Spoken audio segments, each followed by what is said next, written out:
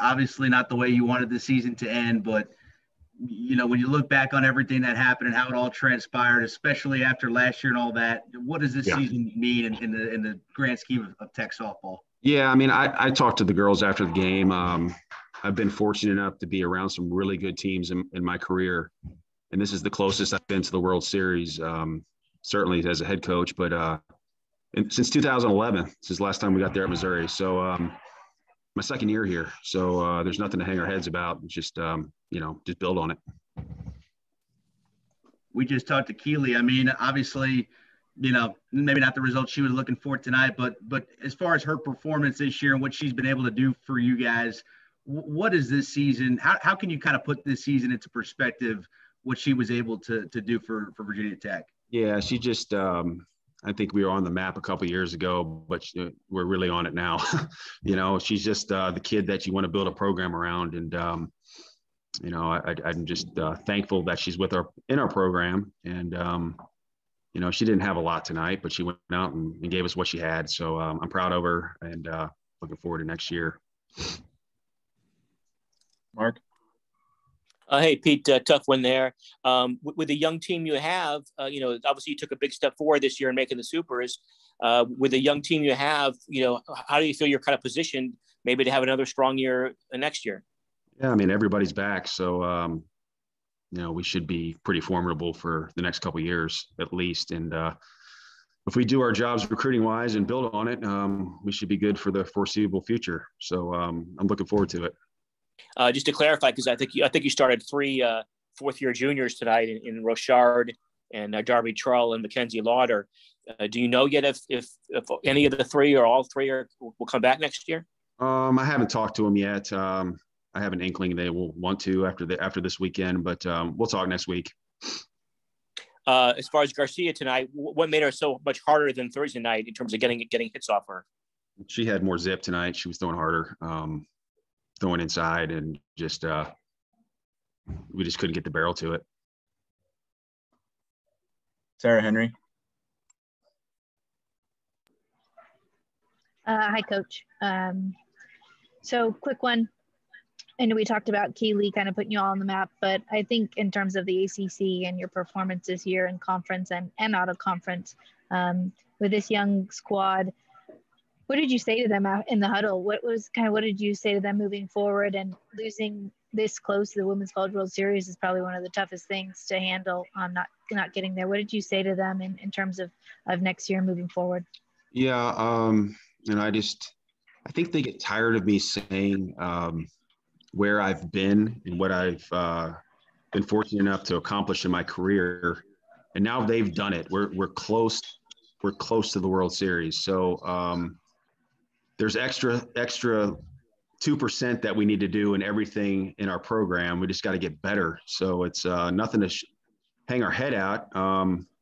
We got to get better in the weight room. We got to get better in practice. We got to get better in scouting. It's just an overall. I mean, we're close. I mean, UCLA can win the national championship, and we beat them one time on their field. And really, until the last game, our last couple innings, we were in all 3 games here. So. We're close. And so now it just takes extra to push us over the hump. But it was good to feel, get the experience and just feel the different vibe out here because it's a hard place to win. It's a hard place. And I've been watching a lot of super regional games. Everywhere on the road is hard to win. So it's good for our players to feel that. And there was didn't let them hang their heads. I mean, we're one of the best 16 teams in the country. So, this was a tall task this weekend. Thanks so much, Coach. Eric? Coach, we've talked in the recent past that experience of going through that Lexington regional final, getting there, helped this team as far as getting over that hump. Is this one of these experiences where you're playing a national championship team that could win it back-to-back?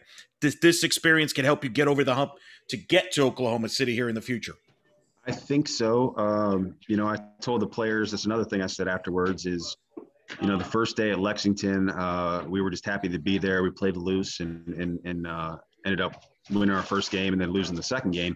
But it was much similar feeling this weekend. The first game we were loose and really no expectations. And you win the first game and it's like, where do we go from here? So we got the feeling now, and a lot of the kids, you know, the newbies, they know what it feels like, and know, you know, this is UCLA, and you know, it could have been Oklahoma or Washington or Texas, or, you know, and just anywhere you go for super regional is going to be hard. So now we know what to expect. Still, this is in just a short period of time, what you've done and you've built there in the players. This is an incredible start here, considering how short time you've done this. You have to be proud of the pace of the turnaround for this program, considering where it was when you took over. Yeah, I'm just kids have bought in. It helps to have Keely every time in the circle.